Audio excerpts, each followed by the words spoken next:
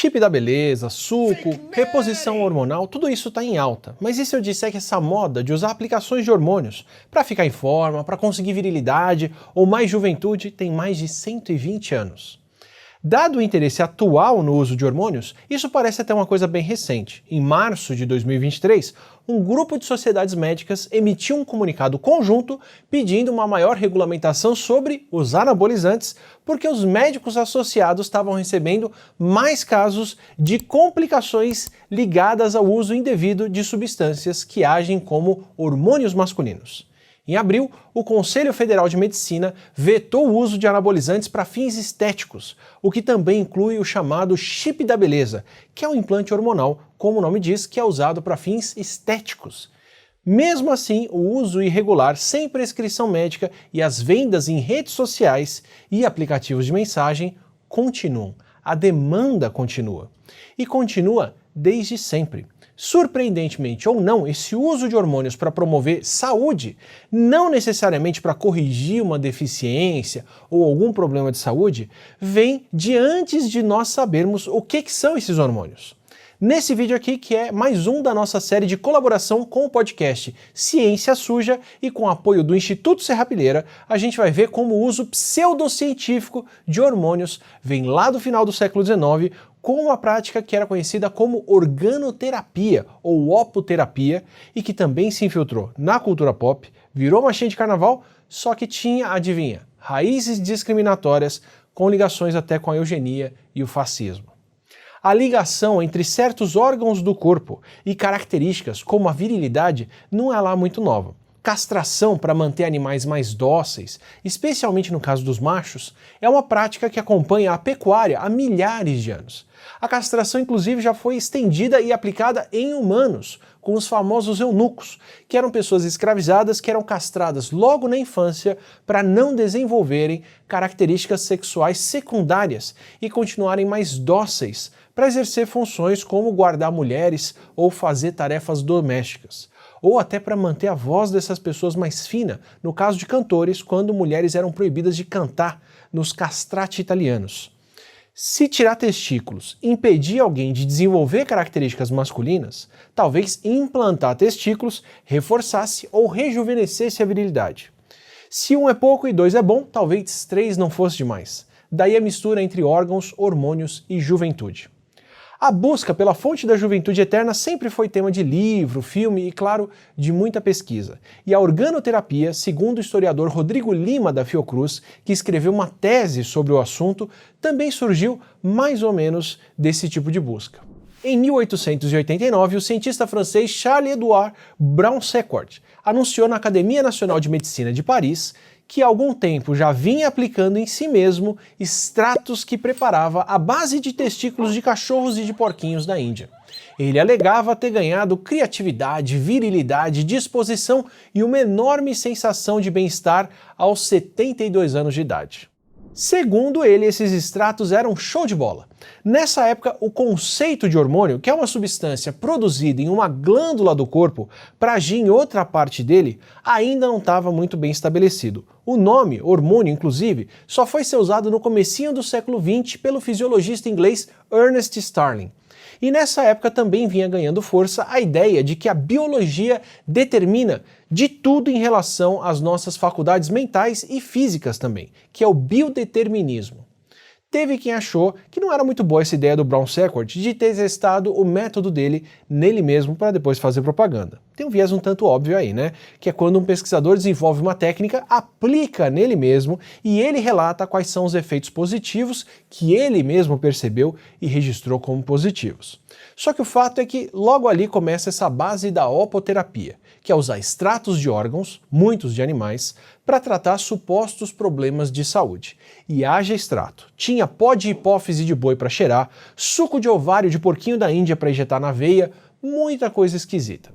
O Brown-Séquard publicou as suas ideias na revista The Lancet e, segundo um outro levantamento que ele mesmo fez 10 anos depois, ele contabilizou 12 mil médicos pelo mundo que exerciam essa ciência da organoterapia. Ele também listou as condições nada modestas que a sua terapia tratava: doenças neurológicas e renais, nanismo, síndrome de Down, que ainda não tinha esse nome, tuberculose, câncer, paralisias, diabetes, anemia, esclerose, gangrenas, mal de Addison, gripe, enxaqueca, reumatismo, gota, malária e outras tantas. Se essa lista parece colocar a opoterapia entre aquelas curas milagrosas que funcionam para tudo, é porque é bem o caso. Não tinha evidência científica para nada disso. Além do pouco entendimento sobre hormônios, nessa época pré-transplante, a gente não tinha o entendimento de imunidade suficiente para entender o que faz um transplante de órgãos entre as pessoas sofrer rejeição ou dar certo. Quem dirá um órgão vindo de outra espécie? E mesmo no caso dos tratamentos com extratos ingeridos ou injetados e não o órgão em si, quem testava o método não padronizava direito a concentração dos extratos de tecidos dos animais. Em alguns casos bem específicos, e olhe lá, a técnica até parecia trazer algum efeito positivo e transitório. Por exemplo, extratos de tireoide poderiam, às vezes, quem sabe, ajudar a melhorar quadros de cretinismo em crianças. Cretinismo era como os médicos da época se referiam a uma doença mental causada pelo hipotireoidismo congênito, que é uma condição que praticamente não existe mais porque agora a gente tem um tratamento muito mais simples do que transplante de tireoide, que é o sal de cozinha iodado, porque o iodo regula a produção de hormônios da tireoide. E é aí que mora uma possível explicação. Como a tireoide estoca os hormônios, o extrato dessa glândula, de fato, podia carregar hormônios ou até o iodo, o que poderia acabar ajudando em certos casos. Mas essa era muito mais a exceção, até porque outras glândulas, como é o caso dos testículos e dos ovários, não armazenam muitos hormônios. Elas produzem eles continuamente e liberam direto no sangue. Hoje se considera que os supostos benefícios da organoterapia eram, na verdade, na maioria, efeito placebo, ou mentira mesmo. Aí a gente chega no Brasil, onde, adivinha só, por aqui o negócio da organoterapia virou a bola da vez. Um expoente importante dessa escola, que era o médico austríaco Sergei Voronoff, ficou famoso por aqui por causa de uma cirurgia bizarra, que, como conta o jornal O País, de 16 de julho de 1925, consistia em costurar os testículos de macacos em homens. É isso mesmo que você escutou, ele e o seu irmão retiravam os testículos de um macaco e costuravam em alguém para garantir um efeito mais duradouro nessa pessoa. Ou seja, segundo ele, esse enxerto produziria substâncias milagrosas no paciente que trariam de volta virilidade, vigor intelectual e reequilíbrio sexual, entre outras coisas. Era como se fosse a substituição de uma peça que já estava desgastada por uma nova.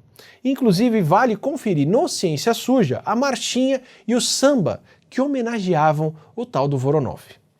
E se você se pergunta por que testículo de macaco, saiba que essa foi uma das alternativas menos piores para conseguir tecido fresco. Afinal, não é todo mundo que se dispõe a doar um testículo para ajudar alguém a se sentir mais viril. E as soluções, com o passar do tempo, não foram muito legais, como a Mary Roach conta no livro Bonk.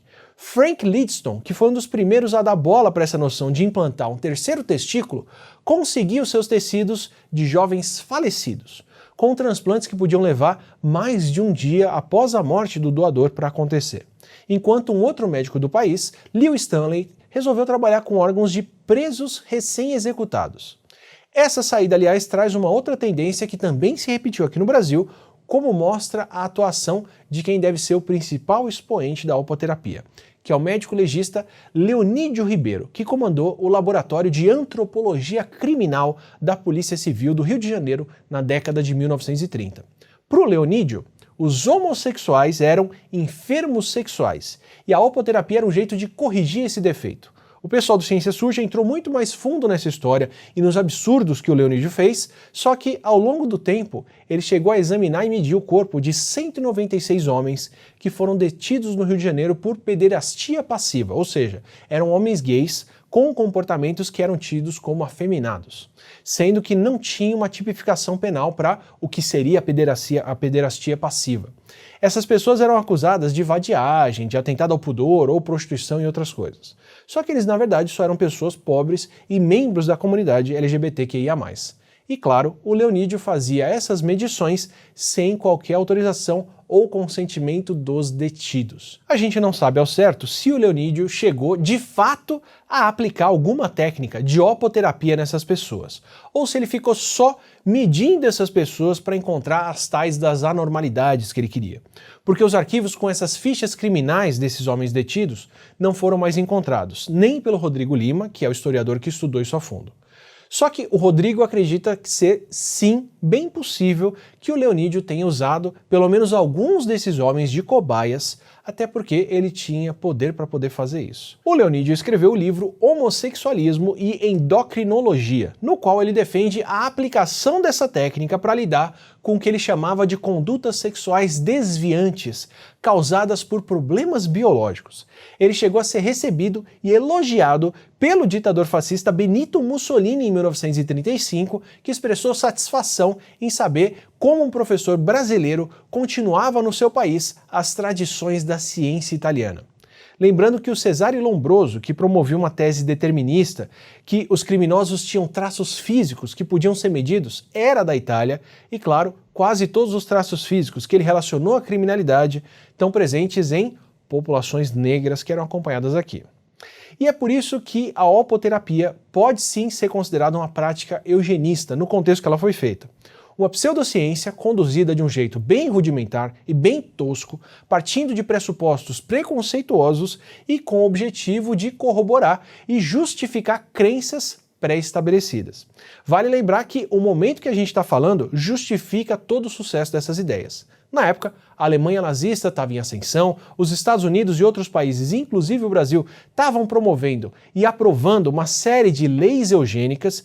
O próprio Lidstone, que começou com transplantes escrotais a partir de falecidos, escreveu que negros cometiam crimes por conta da sua ancestralidade não civilizada e que deveriam ser castrados para não caírem mais em tentação. Tá vendo como tudo se mistura?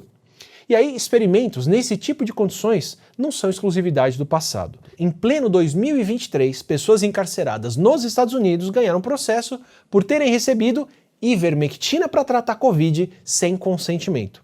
E o pior, o médico que fez essa experimentação em cadeias prescreveu doses para essas pessoas até 6 vezes maiores do que as doses que ele prescrevia para os clientes de clínicas particulares. Apesar de alguns bons usos possíveis das terapias hormonais e dos próprios anabolizantes, que são tratamentos válidos em muitos casos, como perda muscular rápida por causa de tratamento do câncer, esse tema está marcado por muita dualidade ao longo do século passado, inclusive com experimentos antiéticos, completamente eugênicos, que continuaram sendo repetidos mesmo depois da tal era de ouro da eugenia.